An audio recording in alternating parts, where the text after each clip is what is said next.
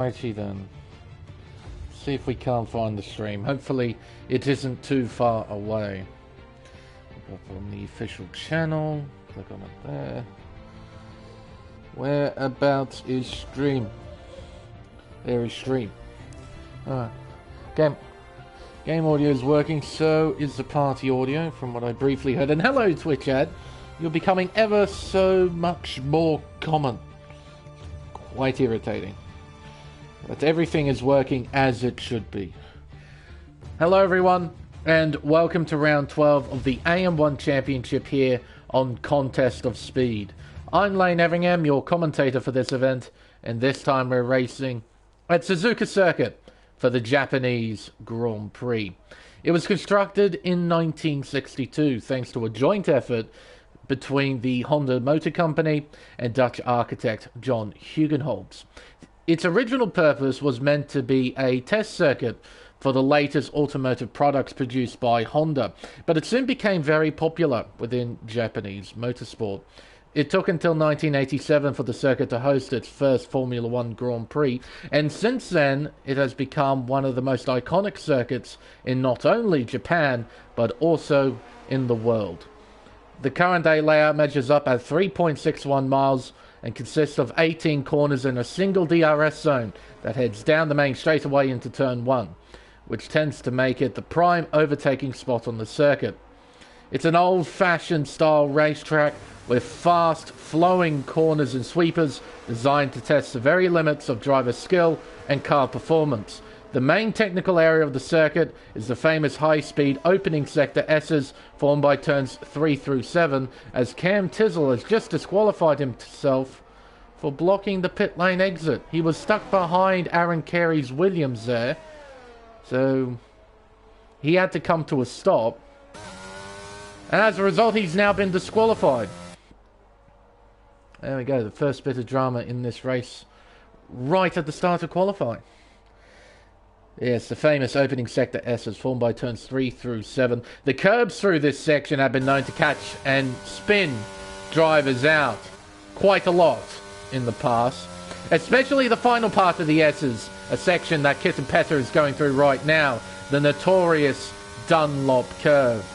The other famous parts include turn 8 Stegner curve, turn 13 and 14 Spoon curve, and of course turn 15, the legendary 130R, which leads into the Casio Triangle chicane, which has proven in the past to be an interesting overtaking spot on the circuit.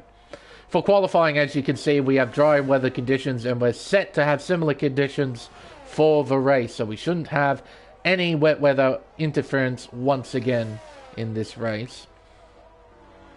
Oh, I see. It appears that Cam's wheel settings weren't properly adjusted, so his car came to a dead stop at the pit lane exit and the game's disqualified him as a result. So that was a technical issue, not being blocked in pit lane. Fair enough. Now, before we fully focus on this qualifying session, there is a bit of news to go through first. Now, from last week's race, the championship fight has shrunken a little bit, but it's still very much one-sided, with Barmer 22 leading the way on 168 points, followed by Vermu in the Red Bull on 110. 58 points separate the top two, with only 3 rounds to go, I believe, including this round. Japan, Miami and Brazil, that is it. As a result, well, Kit and Petter, an awful run through the S's there. But, I was going to say kept the car from spinning out, but he almost spun out there. Needs to be very, very careful. But he's managed to keep control of Ollie's car, only just so. But with the circumstances in the championship right now, Vermu needs to outscore Barmer by 9 points or more to keep the championship alive. If he doesn't do that, then Barmer 22 will be crowned Drivers' Champion, a 3-time back-to-back-to-back AM1 Drivers' Champion. In the Constructors, Alfa Romeo are leading on 214 points, now followed by Red Bull on 149. AlphaTauri are third on 124. Now, I believe, even with only 3 rounds remaining, I do not believe the championship will be round up here. I think I'd have to do some quick math afterwards just to double check, but I'm pretty certain Alfa Romeo cannot win the championship just yet here at Suzuka. But we'll see after the race. As Kitten Pettis, he's having a great time trying to control his McLaren. That's for sure. But fourth in the championship are McLaren on 112, followed by Haas on 104, Mercedes on 101, Ferrari on 56, Alpine on 44, Williams on 35, and at the bottom of the table is Aston Martin on 21 points. That's pretty much it in terms of news. We can now fully focus on what should hopefully be an entertaining qualifying session. As Artemello jumps to the top, Electric Blade is doing some lawn mowing in his Ferrari, cutting the grass on the inside at turn 7. Andy Wu making his way through the first sector, around turn 6 and up the hill towards turn 7, 6th gear. You have to avoid that inside curb. That inside curb is incredibly nasty. You touch it, you spin. That's usually how it works here at Suzuka. Another curb you have to be wary of is turn 9's outside curb. If you use too much of it, the car bottoms out. And when the car bottoms out, you don't have any steering. So it's quite a nerve-wracking experience, and you can lose control of the car. Exiting Kobayashi corner, the turn 11 hairpin, now making his way out of 200R and into Spoon Curve, turns 13 and 14. Very tricky little section to get right, but it's very important that you do indeed get it right. Turn 14 in particular will dictate how much speed you carry down this flat-out section towards the iconic left-hander of 130R. In the dry, 130R isn't quite as notorious as what it once was, but in the wet, 130R does indeed turn into a total nightmare. Fortunately for the drivers, though, they won't have to experience that today, as Andy Wu jumps to the top, beating Artemello by 6,000ths of a second, and I believe the Haas driver is making his way into the pits. Just to note as well, this man right here, RRT_broccoli, this is formerly, he's formerly known as Fortnite Racing. He decided to change his name. He's gone from Nicholas Latifi to Fortnite Racing, and now RRT_broccoli. Man just wants to be Captain Unpopular. I mean, the usernames he's chosen are very interesting names. He's chosen arguably the least popular driver in Formula 1 at the moment. One of the most hated video games by some of all time. And probably, how would I describe broccoli? A children's nightmare, basically. The bane of all of our childhoods. Broccoli. Yeah, very interesting set of usernames from him. But he's now broccoli, so be it. Right on board here with Cameron, give you a guided tour of this circuit. Making his way through turns 1 and 2. Be careful with turn 2. That inside curb is also quite nasty. You want to avoid it. Now into the S's, turns 3, 4. Up towards turn 5. Now into the right-hander of turn 6. Hugging the inside line, nice and steady there from Cameron. And around turn 7, Dunlop curve. And up towards Degner curve. Now this will complete the first sector. Chucks it into the right-hander. 6th gear, back on the accelerator. Then down to 4th gear for turn 9. Underneath the overpass towards the right-hand kink of turn 10. And into Kobayashi corner, turn 11. Named after Kamui Kobayashi, of course. After his superb drive back in 2012, I believe was the year. Around 200 up, turn 12. And up towards Spoon Curve, turns 13 and 14. Turn 13 is more or less a preparation curve. Turn 14 is an execution curve. You need to execute turn 14 as spot on as you can make it, so you can carry as much speed down this straightaway towards 130R. 190 miles an hour at the apex there of 130R. Bringing it back down to 4th gear, heading into the chicane. Turn 16 and 17, and around the final corner, turn 18 to complete this flying lap. And Cameron will jump to the top with a 29.2. Practice can go a long way, Kitten Petter. But sometimes practice can completely backfire on you, as Barmer, our championship leader, jumps to the top with a 29.204. I've noticed my time when driving in these F1 machines. When I decide to put practice in, I tend to do worse in the race. So sometimes I just avoid practice or just do a little bit so I can get warmed up to the racetrack. Because sometimes I can spend an hour or so practicing around a certain racetrack. And then, as luck would have it, I get screwed out. You know, I just get screwed. And it sort of makes me question, why bother practicing if I'm going to get myself screwed every time I enter a race after doing hours worth of practice? Sort of, what's the point? So it can go both ways. But I suppose at a racetrack like Suzuka, where it is quite tough, it is a naturally difficult circuit, practice can go a long way. Something I forgot to mention as well, as Electric Blade decides to tour the gravel, and the Ferrari didn't like the gravel, so it spins out. And Electric Blade, come on mate, there's cars coming through, sort yourself out. There we are. Something I forgot to mention in the news segment is that recently we had a video game update, an update to F1 22, version 1.15. was released, and part of the update was a change to the tyre allocation system within the game as Vermu jumps to the top with a 29.178. Yes, there was a change to the tyre allocation system. You now get options to tyre allocation rather than just given the same one every single race. There are now 3 sets of tyre allocation. One of which is the traditional one, where you have 4 sets of soft compound tyres for qualifying. The second one involves 3 sets of soft compound tyres plus 1 set of mediums. And the third allocation is 2 sets of softs, 1 set of mediums, and 1 set of hards. All of these compounds are available for use in the race. So it's trying to open up strategy once again in this game. It's a tyre allocation system that is incredibly similar to F1 2019.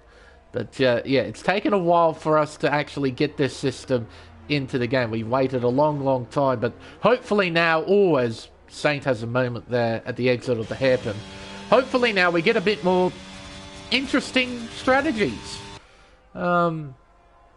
Hopefully.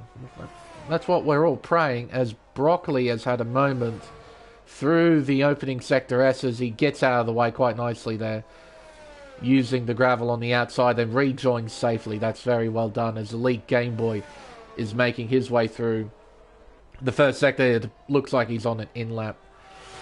Artemello getting ready to set a flying lap. It appears that Vermu has run out of fuel, so he'll be going into the pits. Artemello around the final corner and onto the main straightaway. He will begin another flying lap. Currently, he's sitting in P6 with a 1 minute 29.459. He is 3 thousandths off Bruno Diaz, the car in front of him. Out of turn 2 into the opening sector S's. Turns 3, 4. Up towards the left-hander of turn 5, keeping it in 5th gear, around turn 6, down to 4th, bringing it back up to 5th gear. 6th gear, around Dunlop curve, just using a little bit of outside curb there. Got very close to the gravel, got very close. Around Degner curve, now into turn 9, underneath the overpass, and towards turns 10 and 11. 6th gear. 7th gear, brings it back down to 3rd, down to 2nd, short shifts back up to 3rd, gets a nice tidy run on the exit as well, as an AlphaTauri gets out of the way. That would be Saint getting out of the way. Around 200R, up towards Spoon Curve, 8th gear, brings it back down to 5th gear, uses a healthy amount of the racetrack, not too much but not too little. Could probably afford to use a bit more of the outside curve there, I reckon, at turn 14. Could he carried a bit more speed after the apex? But what does the time say? He's up by just over 1/10 of a second to the middle sector. 1 sector remains. It's a very short sector, sector 3. Only has 130R, the Casio Triangle, and this, the final corner, as he comes into pit lane. He's not happy with the lap, so he's come back in. Bersie's run out of fuel, and so he's going to Takes some time to get himself back into pit lane. Bruno Diaz now on a flying lap. Down the main straightaway towards turn 1. Peak speed, 197 miles an hour as he makes his way into turn 2. Very tricky braking zone through turn 1 into turn 2. You need to be incredibly committed and you need to be dead set accurate as well because it's very easy to run wide. Around turn 6, up towards turn 7, Dunlop curve. Oh, running too wide. I haven't seen that before. Running too wide at the exit of turn 7. Like, in terms of corners where you run wide, Degner curve, turn 9, definitely. Turn 14, turn 13, 130R, but never turn 7. I think that might be a first. He used all of the racetrack on the outside, almost got into the gravel. Just about kept it out. Vermeer getting ready, Cameron getting ready, Airborne Tiger on a flying lap. So is Electric Blade. He's coming towards the end of a lap here. It's going to be a 1 minute 30.0, ninth quickest for the Ferrari driver. Airborne Tiger, meanwhile, making his way out of turn 14. That's a bit nicer on the exit there compared to Artemella. He used a bit more of that outside curb. He is running low on fuel, so this will more than likely be his final flying lap in this session. Bit slower than what I saw from Artemello, though, through the flat-out section towards 130R. So he is carrying a bit more wing. Down the hill around the final corner. Oh, and he crashes into the Mercedes. Who's that? That would be Bruno. He slammed into the side of Bruno. And Bruno's been given a 5 grid place penalty. So has Cameron. He's hit Airborne Tiger. See, Airborne's car is sitting on the racing line. Cameron came around the corner with the Alfa Romeo completely unsighted, and he slammed into it, getting a 5 grid place penalty. Drama at the final corner in this qualifying session at Suzuka. Wow. Vermeer and Barmer getting themselves ready to set their final flying laps of this session. Vermeer currently has pole with a 29.178. Barmer, our championship leader, is right behind.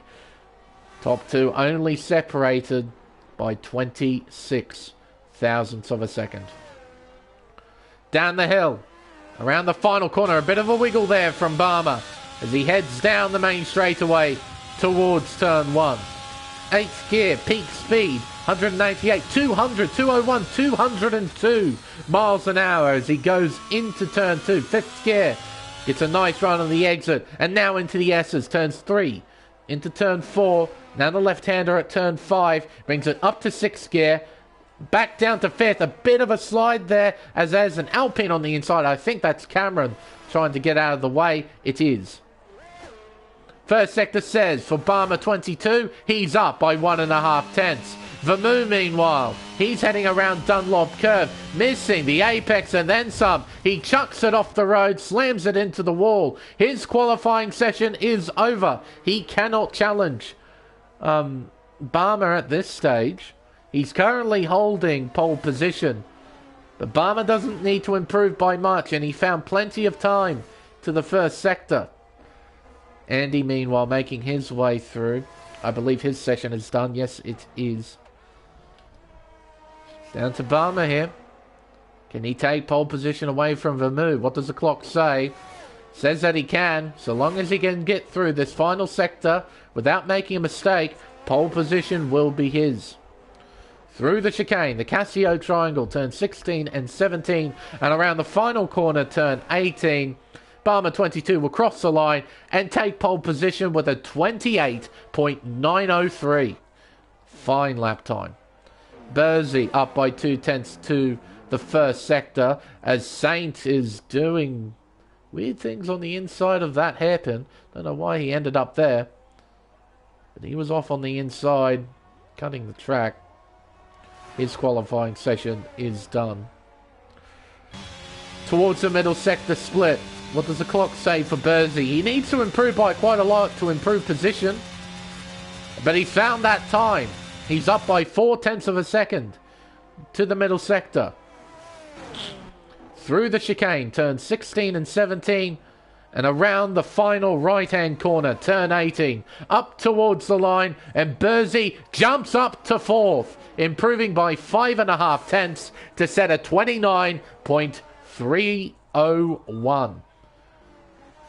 There we are, the end of qualifying, and it's Barmer 22, our championship leader, who will start from pole position. Vermeer will start alongside him on the front row, missing out on an opportunity to try and improve on his best lap after making a mistake through the S section in the opening sector. Just be waiting on Saint and Cameron to retire, and we can move on to the race.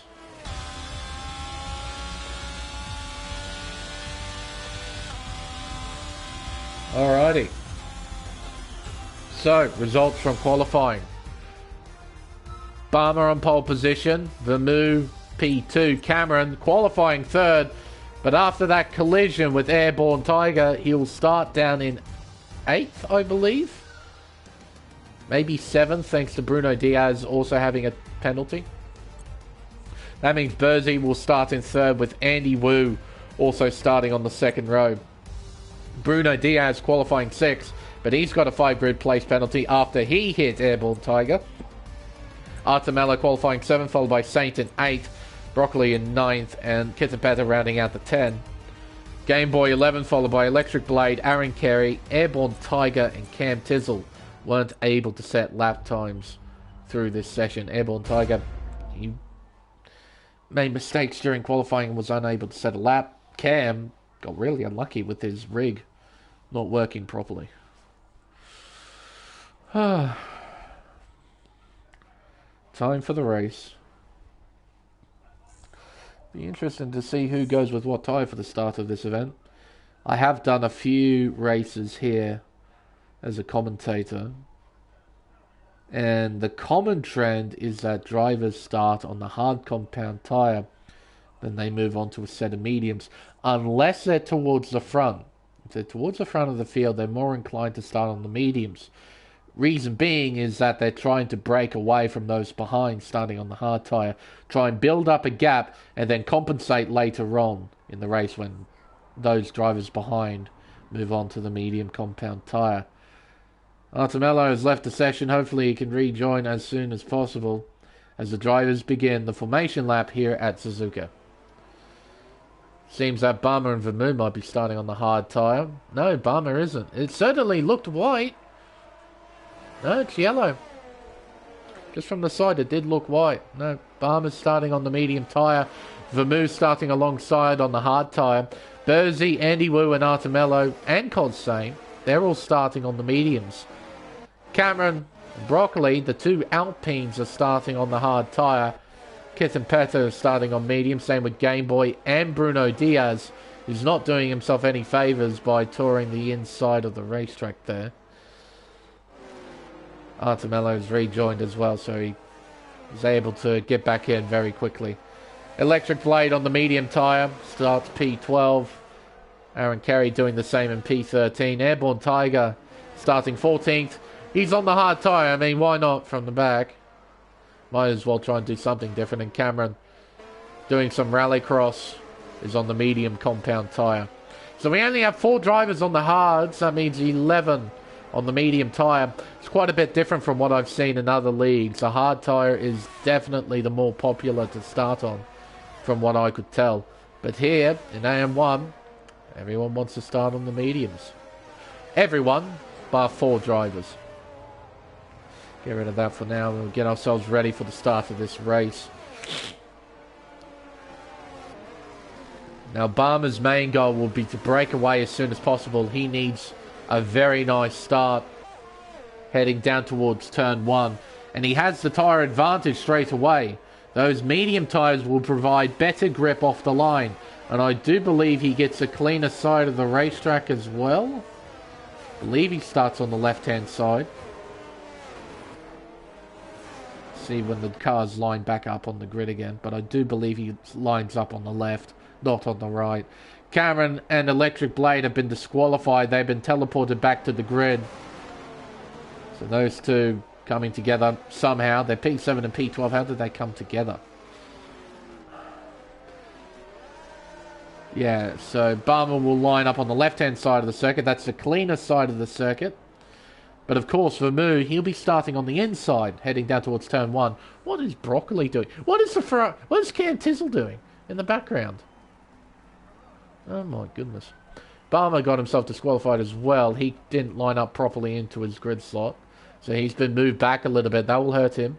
Just a little bit. Vermeulen has the inside line heading into turn 1. He could try and challenge.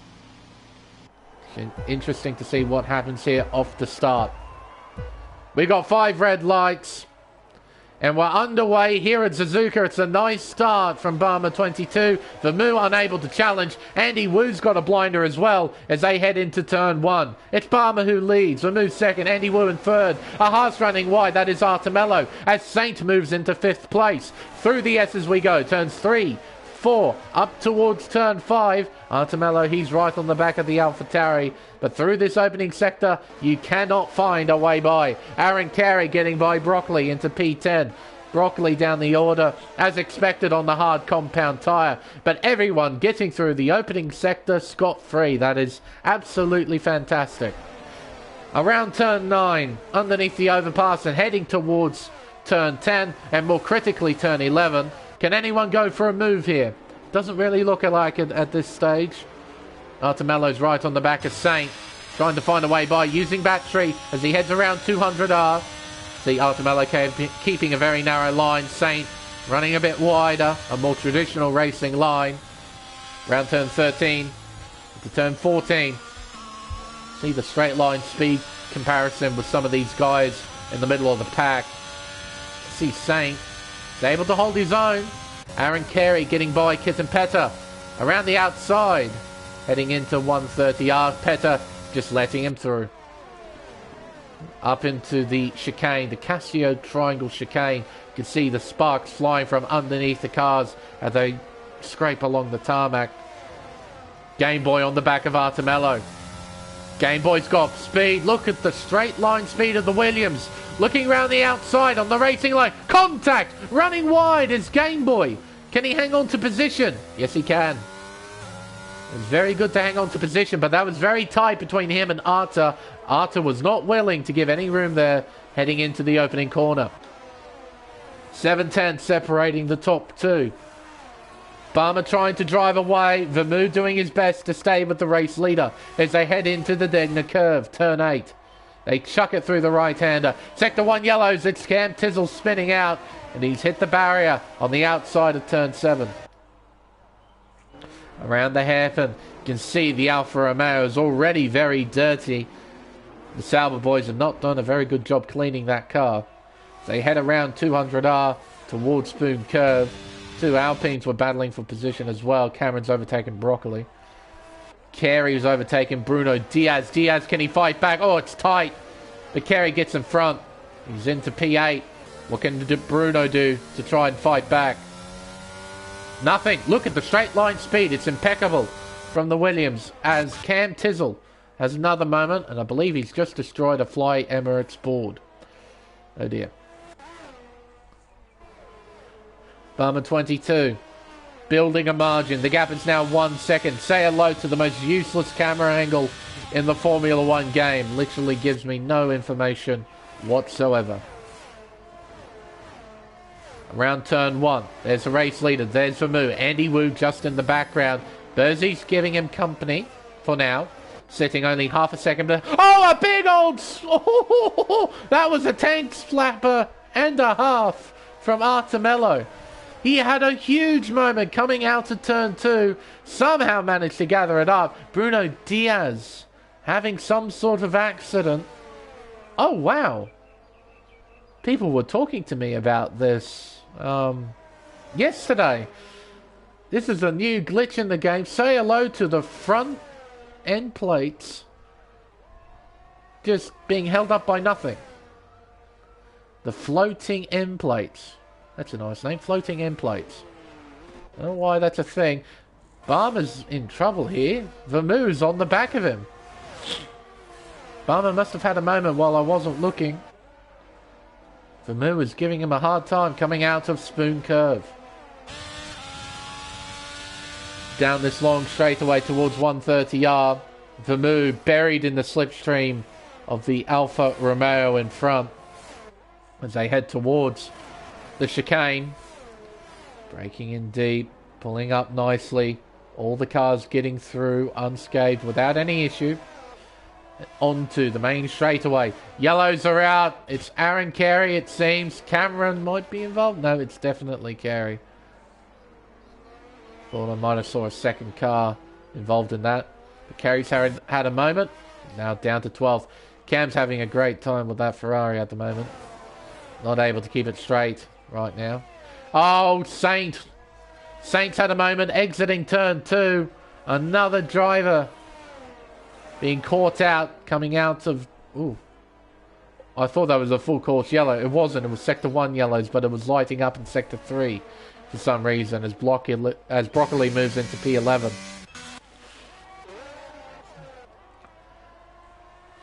Sector 3 yellows, that's Cam spinning again, this time at the chicane at the end of the circuit.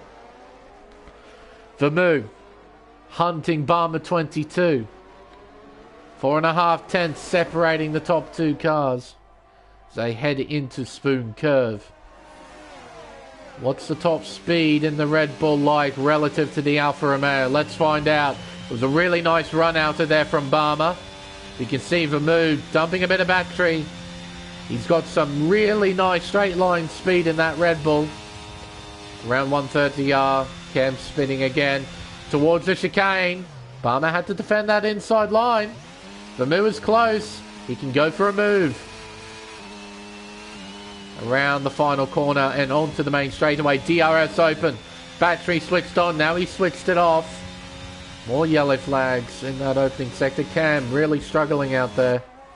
Unable to keep his Ferrari on the track at the moment. Cameron down the inside of Blade at turn 1.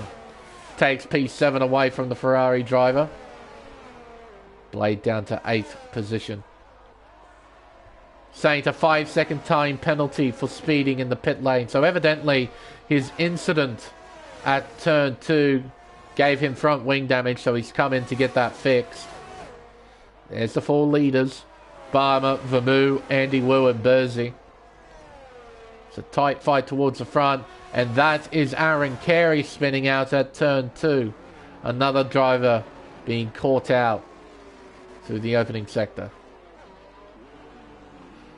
Through 200R. Heading up to... Oh, wow! Vermeer's got some contact between the top 2. Into Spoon Curve. Vermeer gets the nose in front. Barmer runs wide. Around turn 14, Vermeer loses control. Barmer trying to keep the fight alive around the outside. Andy Wu now closes in. Looking to the inside. Heading into 130R. You're joking. That was an audacious manoeuvre from Andy Wu and should be completely illegal. But he pulled it off. Down the inside at 130R. He's taken the lead. Down the main straightaway towards turn 1. It's going to be 3 wide all over again as Barmer's looking left and right. Vermeer down the inside at 1. Andy Wu fighting around the outside at turn 2. Vermeer gets the car in front. Andy has to yield. Vermeer's retaken the lead. Through the S's. Around turn 6. Up towards turn 7. It's going to be a Ferrari here that's going to come into picture. There he is. Cam's not having a fun time at all with that car. He is well and truly struggling. I think Ken Penizov at least had a moment. Yeah, he has been off. Look at his tyres. They're full of dirt. He has to be very careful. Aaron Carey retires in the pit lane. Oh, as Cam almost had another moment there. Gee whiz. He's not having a fun time at all with that car.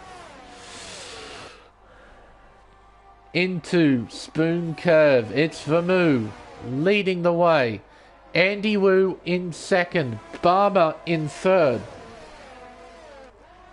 Now with that position, the championship fight will go on to the next round at Miami. Barmer though, he's not mucking around. He wants to try and take P2 back from Andy Wu as Bruno Diaz has had a moment through turn 2. Through the chicane and around the final corner. Back onto the main straightaway. Barmer pulls out of the slipstream, draws alongside and passes the McLaren heading into turn 1. Andy Wu back down to third. Barmer up to second. Now he'll have his sights set on the race leader Vermeulen. But I have to say, Vermeulen's in a really strong position. He's on the hard tyre. He's got pace. He's got clear air now. He needs to take advantage of it as Bruno has a moment coming out of turn 9. No damage from what I can see on the Mercedes. Through turn 8 and around turn 9. Yellows are out again. It's Cam spinning out of turn 2. Saint is also retired, I've just noticed. So we're down to 13 cars. We're not even at the halfway mark. Around turn 12, 200R. Barmer's trying to keep within that 1 second range. 9-10 separating the top two as they head into Spoon Curve. Barmer closing in bit by bit. But we've seen that Vermeulen has got some decent straight line speed. And that's going to help Vermeulen. A mistake from the championship leader at the exit of Spoon Curve. He's hit the wall. And he'll rejoin behind Kitten Petter. Here comes Electric Blade as well. So very alert driving from Barmer, getting out of the way. And Bruno's had a moment. And once again, he's got a destroyed front wing featuring those floating end plates. They're quite fascinating. So he had a moment there entering the pits as Bursey's overtaken. Oh, we have a safety car. We have a safety car deployed. Oh, as Bursey almost went into the back of Andy Wu there. Oh, that was close. There is the Mercedes safety car out on track. So the game said you've had enough drama. It's time to settle down for a bit. The safety car being deployed. Still good to see that pit lane glitch is very much a thing. So we have drivers coming in for fresh rubber. This... Barmer needed this. Barmer definitely needed this. After what happened at turn 14. This is his best case scenario and it's worked out for him. Cam Tizzle, what is going on, mate? Destroyed front wing on his car. He'll come into pit lane, get it fixed. Will he retire? No, he won't. He'll keep going. Fair play. Hello, Cornish. Good evening to you as well. Yeah, Andy Wu's looking pretty solid at the moment in P2. It'll be fascinating to see what some of these drivers do in terms of pit stops. I reckon all of those on the medium tyre will have to pit onto the hard tyre. I mean, it's a free pit stop right here, right now. Leader's coming in as well, so that creates incentive for every... Oh, as Vermeulen has just shot himself in the foot. A 5-second penalty as Vermeulen moves on to a set of softs. Why a set of softs? Is that the game screwing him over? I mean, that can happen. You can select the hard tyre and the game just reverts back to whatever strategy you had by default, which can include the soft tyre, because the game likes to give you 2-stop strategies for God knows what reason. Because this 2-stop in this game just doesn't work.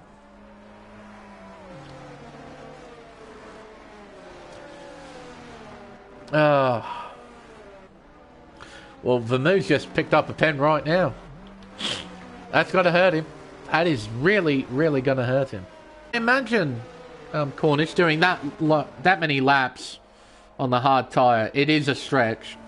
Absolutely. 22 laps is definitely a stretch on the hard tyre in this game.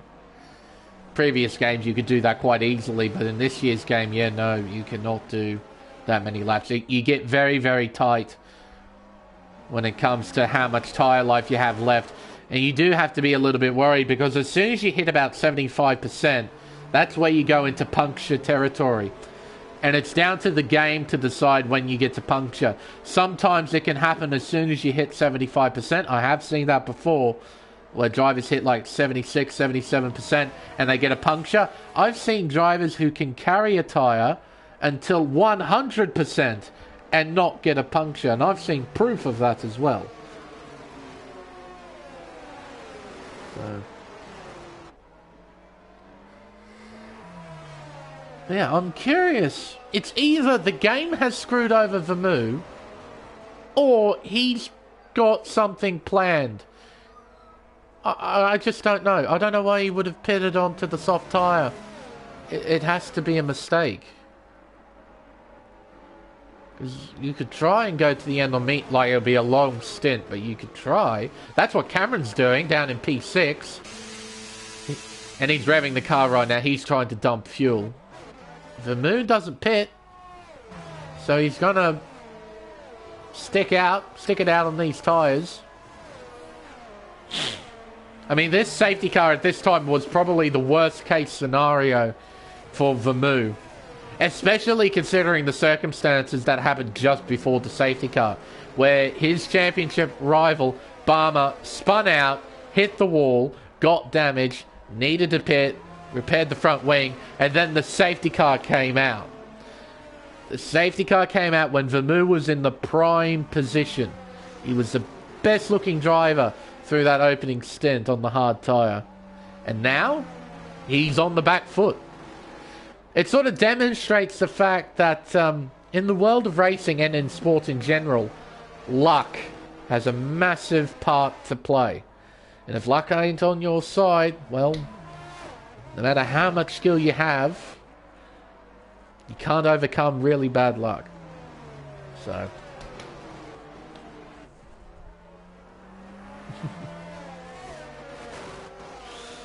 well, hopefully, Cam, for your sake, maybe they revert back to an assisted league rather than no assist. I think that's part of the reason why numbers have dwindled a little bit this season. Like, it's one reason amongst a whole heap of other reasons, including the fact that this game is so unenjoyable. A lot of people really don't like playing it. Car physics are incredibly twitchy, especially for anyone on a pad such as myself. These cars are very sensitive. They're very twitchy. So you have to drive very smoothly. On a wheel, because of the... what's the word I'm looking for? Sort of the more precise inputs of a wheel, it allows you to be a lot more sensitive. But on a pad, when you've only got 1 centimeter of travel on an analog stick and 1 centimeter travel on a brake and accelerator with the triggers, yeah, it's a bit difficult to be sensitive. Vermu getting ready for the restart. Andy Wu is right behind him, hovering underneath his rear wing. Around the final corner and back onto the main straightaway. It's lap 11 of 22. We got a long way to go. Down towards turn 1. Andy sitting in the slipstream. Around the opening corner. Keeping the pressure up. All Game Boy Cameron, Blade and Artemello battling for position. As they head into the S section, Burzy trying to find a way by Cameron. Cameron trying to charge his way up through the field. You can see a tyre bundle in the background breakdancing there. Good to see that glitch is still in the game. Around turn 7, Dunlop curve. Up the hill around the left-hander. Cameron's got a nose alongside. He's got a car alongside. He's got a car in front. A fine move there from Cameron, utilising the grip of the medium tyre that he has. Fantastic. Around the hairpin of turn 11, Barmer overtaking Artemello. He's into 9th. Cameron into 3rd place. Around the outside at 200R. Gets in front of the Alfa Romeo and takes 3rd. Burzy applying pressure to Game Boy. Only 2.5 tenths separating these cars at the moment. Or Petter running wide. Might leave himself a bit vulnerable to Blade. Down the straightaway into 130R. Absolutely flat out through the left-hander. So they head up towards the Casio triangle. Artemello, a 3-second time penalty for multiple warnings. So I believe that's his first penalty of the race. No, it's his third. Gee whiz, he's got 9 seconds. Ugh. He's not done a good job monitoring penalties, that's for sure. There is Andy Wu, the man in second. The man in first has bolted away thanks to those soft tyres. Vermeer's got 2.6 seconds over Andy Wu right now, but he needs to make another pit stop. He can't get to the end of the race on those tyres. Up towards Dunlop Curve. Nice and tidy from those in the middle of the pack. All getting through unscathed. Artemello. Well, we have a safety car. What is it with Haas front wings braking and safety cars being deployed? This is definitely a thing. This can't be a coincidence anymore. I'm certain of it. Every time a Haas breaks their front wing, like totally, there's a safety car.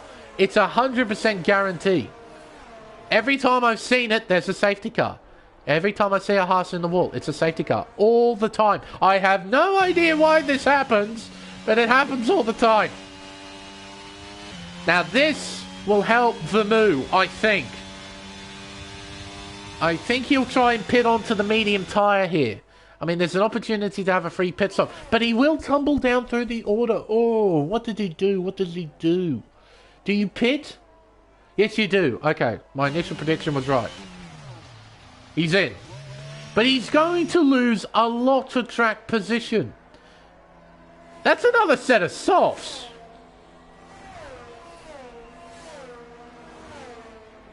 Huh? Why you pit onto another set of softs? I thought you pit onto mediums and go to end on mediums.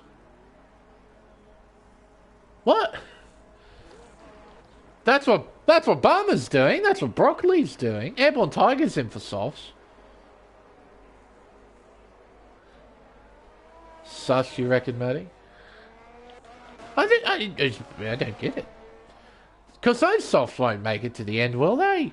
What, they'll be spending 2 laps, so 13, 14. They'll go back on the green flag racing at the beginning of 15. That's 13 laps you have to do. Is that doable? I don't really think that's doable. Unless they know something I don't know. Which is entirely possible. I don't know. It could be the godsend strategy of all time, or Vermeer screwed up twice. It's either or.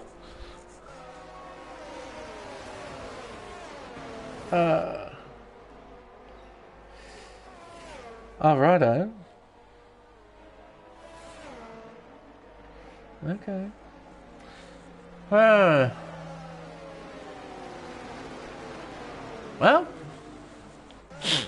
see how it all goes down. But as it stands right now, the order goes like this.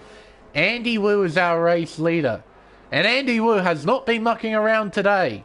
He made an audacious overtake down the inside at 130R. It was 3 wide heading into 130R. It was Vermeer, Barmer, and Andy. And Andy sent it down the inside and somehow made it work. It was so awesome. Cameron in P2. Game Boy's up to 3rd. Burzy is in 4th. Kitten Peta is 5th. Vermeer is back in.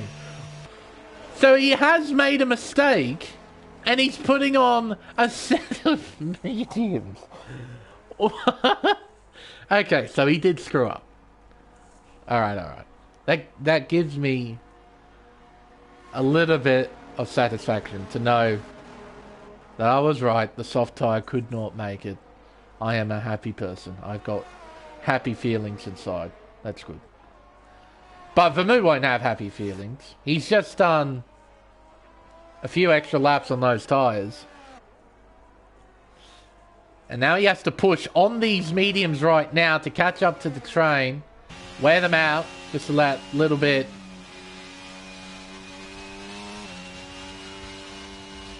Then he needs to make sure they're up to temperature for the restart.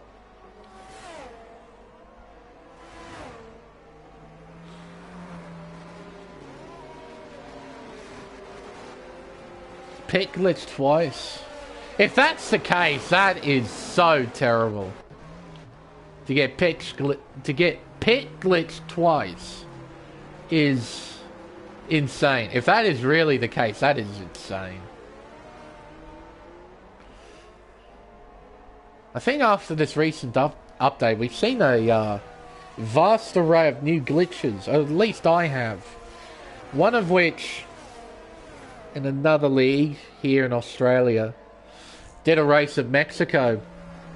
And in the tier that I work with, there's two guys fighting for the championship. They're two really good drivers, and they're both friends as well. Both race each other pretty well. But during this race at Mexico, one of them got screwed over thanks to a safety car coming out towards the end of the race. He went into the pits, came back out, and he lagged out of the session, or he disconnected from the session. And he desperately tried to rejoin, but the game never let him rejoin. And his car was sitting at the exit of turn 1, rocking back and forth, not moving anywhere. So his car finished down in 18th place. It was absolutely horrible.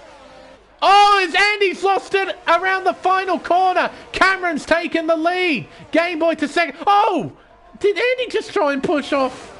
But what's going on here at the restart? Everyone's shuffling around as they go into turn 1. I guess Cameron had to give up the position because he overtook the race leader before the control line, which is the finish line.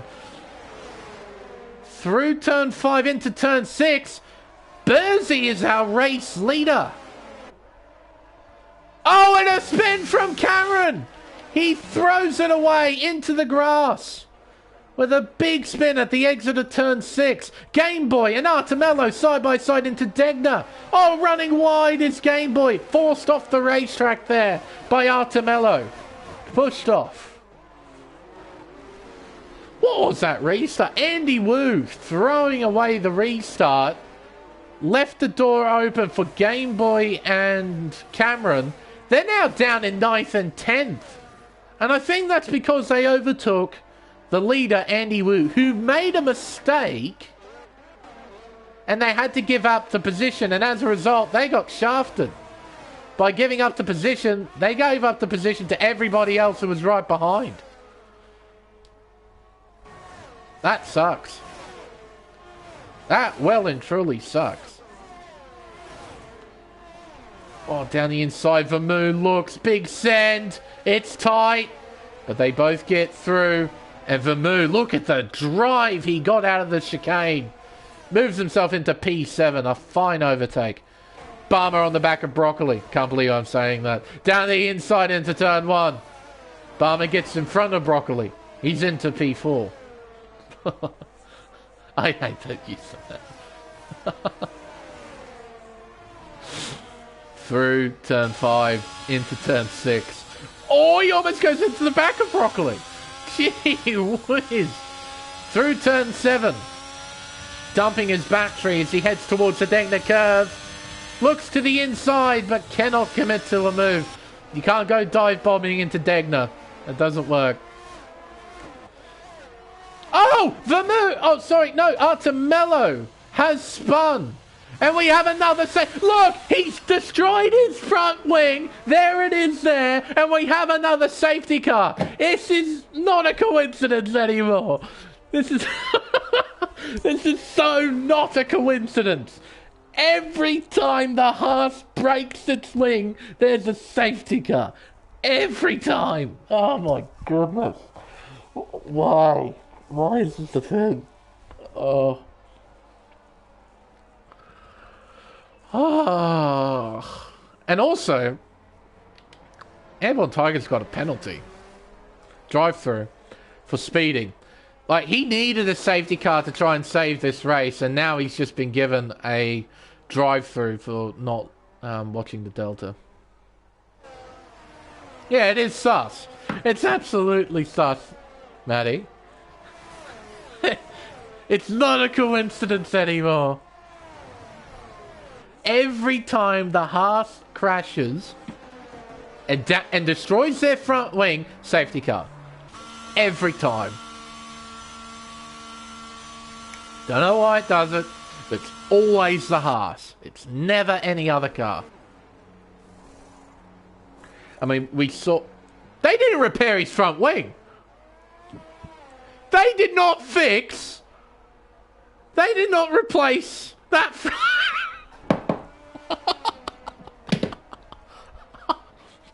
Haas took one look at it and said, yeah, mate, she's all good, getting back out there.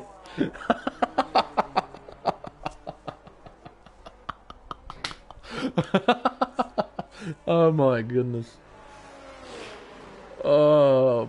Yeah, it looked like dodging cars at the restart, Petter. Everyone was everywhere. Almost crashing into one another as well. That's funny. Nah, mate, Gunther said we don't have any more front wings. Smashed all the front wings. Have no more. That's funny. Oh.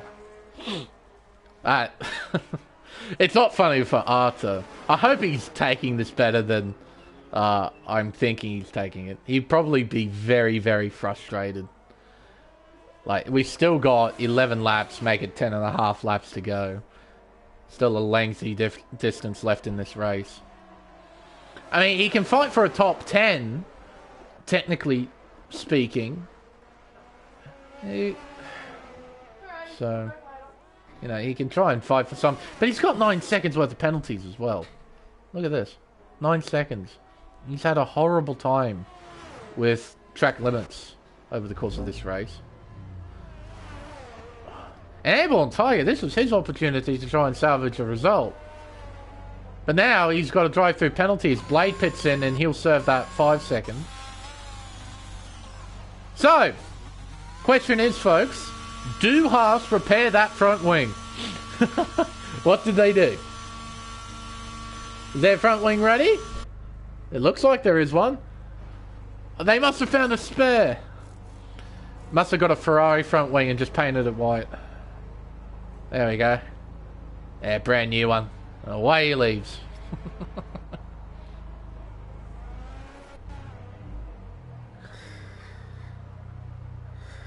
I don't know, Maddie. I have no idea how he's got 9. He's just had he's had a rough day. Maybe. It's the best way of describing it. He's just had a rough day.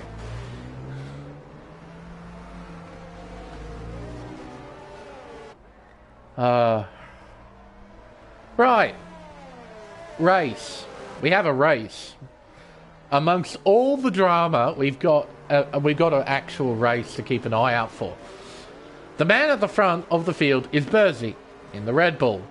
Behind him is a pair of very desperate, well, one desperate McLaren and Kitten Petter. Andy Wu has been very aggressive as of late, and I imagine he's going to be pretty aggressive here as well. He'll see an opportunity. If there's an opportunity, Andy will go for it. Kitten Petter, he's the sort of guy to just chill and just watch and just let the drama unfold and then pick up positions. That's exactly what he's done throughout this entire race, and he's in third. So the strategy is working. Problem, though, for him is Barmer, Broccoli, basically everyone behind him on medium compound tyres. These guys are going to be fast. These guys are going to go for any opportunity given to them. Because around a racetrack like this where it's so difficult to pass, you really need to go for any opportunity that you have. Because they're very few and far between. Looks like we're going to spend one more lap behind the safety car. So we'll get back on the green flag racing at the beginning of lap 20. As Blade comes back in for a set of mediums. What is Artemello doing back in? Is he moving on to a set of mediums as well? Yeah, it looks like it. Up go to Jackson. Yeah, onto his 8-lap-old mediums. Man, he might have been better off doing 7 laps on softs. But that's just me. Hopefully you shouldn't have any troubles getting to the end of the race on those tyres. By the way as well, these cars are filthy. Look at them. The amount of dirt. It's difficult to tell from these angles, but with some of the close-up angles, some of these cars are properly dirty. Look at that McLaren. It's got filth all over the side pod. Barmer's car, it was pretty filthy at the start of the race. It had all of this muck and dirt and whatnot all over the car.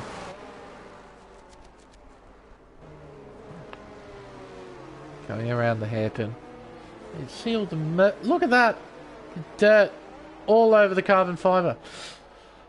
Suppose it also gives us a nice opportunity to see the new car models. We've waited 6 months, we got new car models. Updated ones, yes. They all look good, especially the changes made to the Red Bull, where they've got the actual blue and not whatever the hell they were running before. It actually looks quite nice. And the Mercedes, I would show the Mercedes off, but the silver looks more silvery, is basically the best way of describing it. It's a lot more shiny. It's a lot more metallic grey rather than sort of the dull grey that we had before. Oh, they're bunching up. They're bunching up. Running wide is Airborne Tiger. He doesn't want a bar of it right now. He wants some track to drive on that doesn't involve him driving 2 centimetres next to the car in front. Out of the chicane and around the final corner. Onto the main straightaway. Barmer's on the attack here. We're back under green flag racing. Lap 20 of 27 here at Suzuka. And down the inside goes Barmer 22. And he's through into third. Out of turn 2. Up towards the S's. Burzy leading the way. Yellows are out. It's Cameron spinning out at turn 2. Look, he's got a damaged wing. Why don't you send out the safety car again? Oh, you're not? It's not because it's an Alpine and not a Haas, is it, game? If Cameron's in the Haas, there'll be another safety car. Vermoo getting by Broccoli into P5. A nice manoeuvre there before Degner curve. His next target will be Kitten Petter in the McLaren. Around the hairpin of turn 11. Yeah, properly filthy Alfa Romeo. Kiwis. Sauber have got a lot of cleaning to do. Broccoli gets him back, though. Hello. How did he do that? Maybe Vermoo made a mistake out of the hairpin? Maybe? Only real possibility I can think of. Oh, Vermoo's close. Buried in that slipstream. Dumping his battery. Broccoli isn't. That's just the raw straight line speed in the Alpine. Is there a send coming? No. Oh, but Broccoli outbrakes himself instead. And through goes Vermoo. Didn't need a send. Broccoli did all the hard work for him. Down the long straightaway. Battle for the lead here as Andy Wu looks down the inside of Burzy into turn 1. Sends it in, gets in front, runs wide though, and down the inside goes Barmer 22 to take second place away from Burzy. And he's now right on the back of the McLaren, heading through the S section, through turn 5, into turn 6, and then towards Dunlop curve, turn 7. Up the hill, nice and steady. It's important to not lose too much time to those you're battling with through that opening sector. Your chance to pass is here at the hairpin at turn 11. Barmer's got to run. Will he go for it? Will he send it in? The answer is no. Oh, Andy, though, doesn't get a great run in the middle of that hairpin. Gap shrinks between the top two. Nice aerial shot here. You can see the top 3 making their way around 200R and into Spoon curve, turns 13 and 14. It's important that Barmer gets a nice run here. And he doesn't get a great run. He missed the apex by a postcode. And Barmer's now sitting in the slipstream, closing the gap. Artemello has spun again. He's put it into the barrier. No front wing damage, though. And as a result, no safety car. Andy Wu under attack as Barmer goes down the inside. It's tight. There's contact. Andy cuts the chicane and keeps the lead. DRS is now enabled, and here comes Barmer.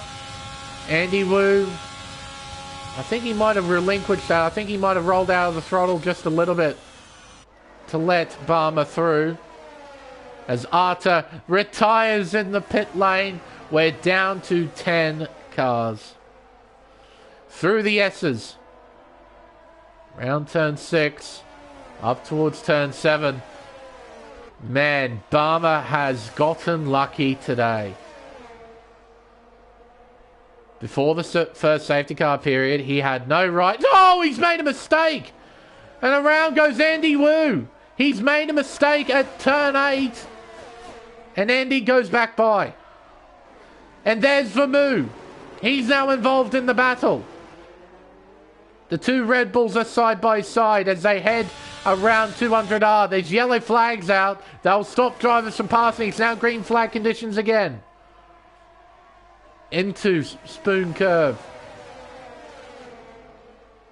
This leading pack, it's incredibly tight now. Andy Wu right at the front of it. Up towards 130R. Absolutely flat out. Nearly 200 miles an hour here. And up into the Casio triangle. Barmer looking left and right. He is unable to find a way by. Around the final corner and back onto the main straightaway. He has DRS. He looks to the inside. He gets the car in front before the braking zone. He's through into the race lead. And Vermoo has overtaken his teammate. Broccoli, what's happened here? He is way off the racetrack. How did you end up here? He was way off, way off. Into the wall on the outside of turn 1.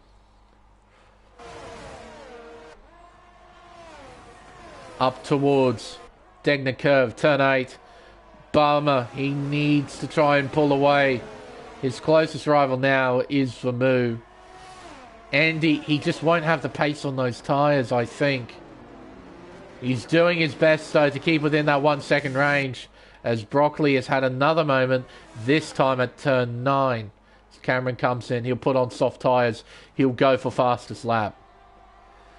Andy's proving my words wrong. He is keeping this fight alive. He's giving it everything to stay within that 1 second range. I think Barmer would like that.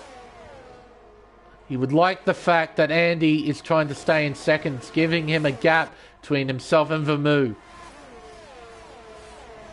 Into the chicane. The Casio triangle and around the final corner. Back onto the main straightaway. It's now lap 24 of 27. We've got 4 laps to go. And Andy Wu's closing in down the main straightaway. He's got some speed in that McLaren as he tries to fight around the outside. But he couldn't get it done. Barmer with the inside line was able to be in the dominant position. Dictate the fight. And he keeps himself at the front of the field. Game Boy's overtaken Blade as well. So Game Boy's into 6th position. Vermoo under a bit of pressure from... Hang on, I think I just mucked myself over. Andy Wu's under a bit of pressure from Vermoo. Only 3/10 separating the two cars. You can see Barmer, he's able to pull away through the first sector. But it seems that McLaren of Andy Wu, it's got some serious straight line speed as Bursey had a moment coming out of Kobayashi corner. The gap's now 1 second between the top two. Andy needs to close that gap up. Vermoo applying a lot of pressure here. Down this straightaway. He's trying to draw alongside here. Andy's got the top speed. Up towards the chicane. Hard on the brakes at the 100-meter board. Down to second gear. Clobbering over the top of both curbs. He heads around the final corner and back onto the main straight. DRS open for Vermoo. Passes him with ease. He's into second position. And the gap now between the top two is 1.3 seconds. Can Vermoo close the gap? Can he challenge for the race win? Into turn 6. The gap still hovering at about 1.3. Around Dunlop curve. Up the hill, over the crest, and heading towards turn 8. The gap shrinks just a little bit. Through Degner. Into turn 9. Missing the apex ever so slightly. As a result, Barmer increases the gap by a 10th as Petter... Oh, something's happened to Burzy. He's down a fair few places. He was down... he was up in 4th place. He's now down in 6th. Electric Blade just behind. Maybe he had a bit of a wiggle coming out of turn 9. Recovered the car, but as a result, he's been overtaken by both Kitten Petter and Elite Game Boy. Vermoo is within a second of the race leader. 8 tenths, just over 8 tenths, separating the top 2. Just under 8 tenths now. Vermoo's using every bit of battery he has left as they go around 130R, up towards the chicane. Chucking it in through 16 and 17, using the full width of the circuit there, Vermoo. He used everything on the inside of turn 17. DRS open. He'll close the gap up to the race leader. Look at him, he's got 57% battery. Barmer has got so much battery to deploy. Vermoo has to overcome that somehow. I don't really know how he's going to overcome it. That's so much battery. Around turn 6. Around turn 7. 5.5 tenths now separating the top 2. 6 tenths. Back to 5.5. As they go into Degner curve. Up towards turn 9. Nice run by both cars there. Towards the hairpin now. Turn 11. Oh, Petter! Petter's made a mistake! Losing control of the car and putting it into the wall. He's down to 7th position. And that promotes Game Boy to 4th, Burzy to 5th, and Electric Blade into P6. Vermoo's on the attack. 2.5 tenths now separating the top 2. But Vermoo missed the apex there at turn 13. It's cost him just a little bit of time. But he is in the slipstream of the car in front. Barmer, I think he's deliberately slowing. Look, this is gamesmanship right here. Barmer doesn't want to give Vermoo DRS. He wants it for himself. But I think he inadvertently has just made this battle a lot more interesting between the top 2. Barmer's deploying his battery. Game Boy gets a penalty. It's now the final lap. Lap 27 of 27 here at Suzuka. Down towards turn 1. Vermoo unable to challenge Barmer into the opening corner as Burzy gets by Game Boy to 4th position. Now we saw how much battery Barmer had. How much has he got now? He's got tons of it. 64% compared to the measly 14% that Vermoo has. Yellow flags are out. It's Broccoli's out of the race. He has crashed out at the exit of 130R.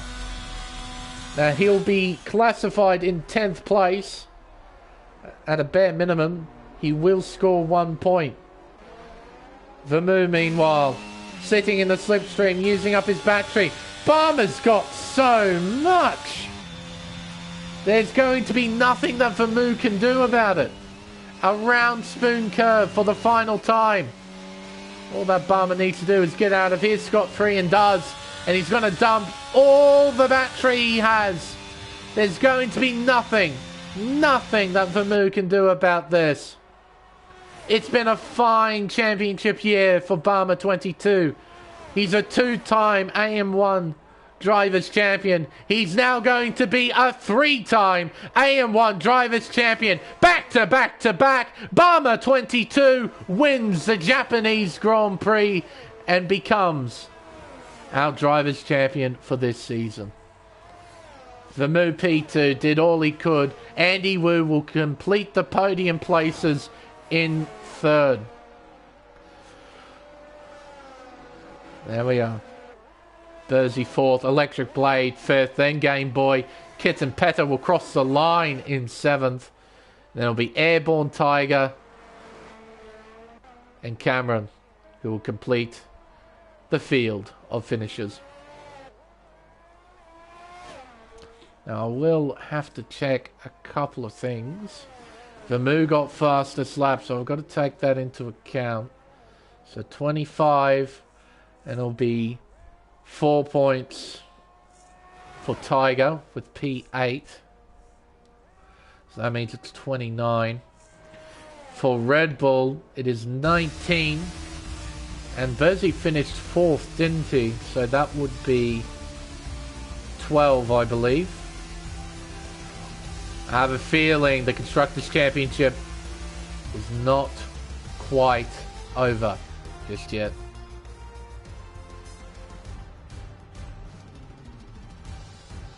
Oh.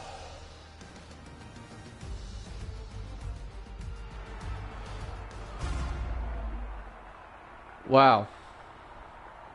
Nobody would have thought that Barmer would have won this race after he lost control and put it into the wall at the exit of Spoon.